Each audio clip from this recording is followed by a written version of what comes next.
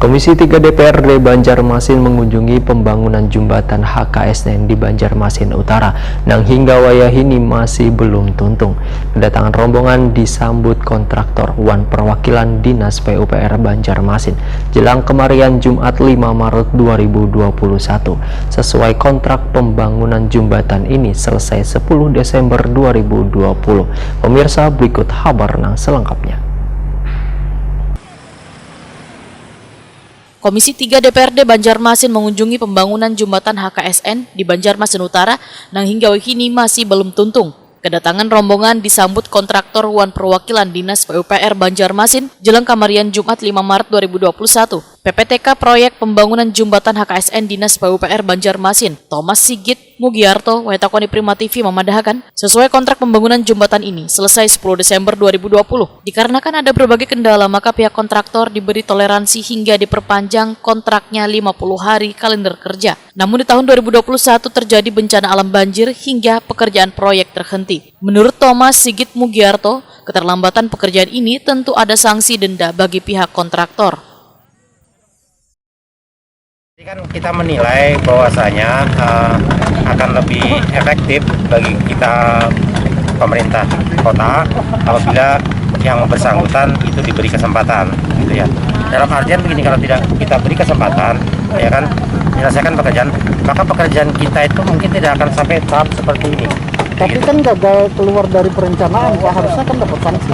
Kenapa? Sanksinya tetap ada. Jadi pemberian kesempatan ini bukan dalam artian tidak ada sanksi yang dikenakan, ya, tetap ada sanksi keterlambatan. Apa, Pak? Gitu. Sanksi keterlambatan itu adalah 1 per mil per hari terhadap nilai kontrak yang belum dikerjakan. Maksudnya kayak apa tuh, Pak? Ya, 1 hari keterlambatan itu 1 per mil. 1 per mil itu 1 per 1000 dari nilai kontrak yang belum dikerjakan, gitu. Denda gitu, Pak? Ya, denda itu namanya denda keterlambatan, seperti itu. Nah, nanti sanksinya lagi apabila sampai dengan batas waktu yang ditentukan tidak juga selesai, maka akan dikenakan sanksi pemutusan kontrak dan pengenaan sanksi daftar hitam. Pihak kontraktor PT Trias Karya, Taufikur Rahman memedahkan, walaupun sudah melalui berbagai kajian ternyata masih ada beberapa kendala nang dihadapi wayah pengerjaan jembatan HKSN ini, nang kayak adanya kabel listrik, telkom, wan pipa PDAM nang harus dipindahkan. Selain itu, pembatasan jumlah pekerja di masa pandemi virus corona wan masalah sosial lingkungan dengan kondisi jalan nang sempit nang menyulitkan membawa bahan hingga terkadang membuat jalan macet. Namun Taufikur Rahman pun yakin bila jembatan tersebut selesai sesuai dengan perpanjangan waktu nang telah diberikan, karena proses pengecoran lantai jembatan hanya tertinggal 8%. Kita survei ke lapangan. Setelah di lapangan, setelah lahan itu diserah terimakan ke kita, kemudian ada beberapa rumah yang belum bongkar, kita menunggu mereka bersih dulu. Setelah kita pengukuran baru kelihatan bahwa di dalam tanah ini ada pipanya PDAM. Kita berapa kali aja kena jebol pipa PDAM di sini.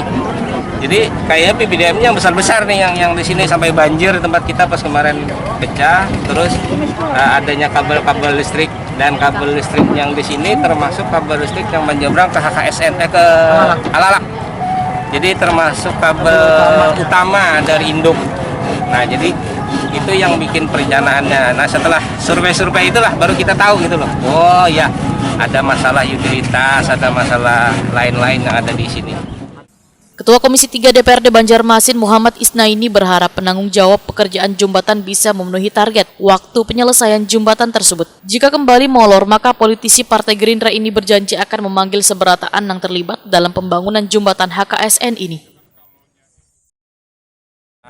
Artinya apa yang menjadi kontrak itulah yang mungkin itu yang menjadi pekerjaan.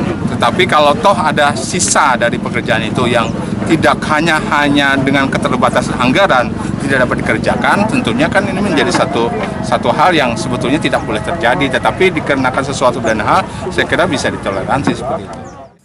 Untuk diketahui, proyek pekerjaan jembatan rencana panjangnya 60 meter dengan luas 9 meter menyeberangi Sungai Kuin pada pengerjaan tahap pertama bernilai 27 miliar rupiah.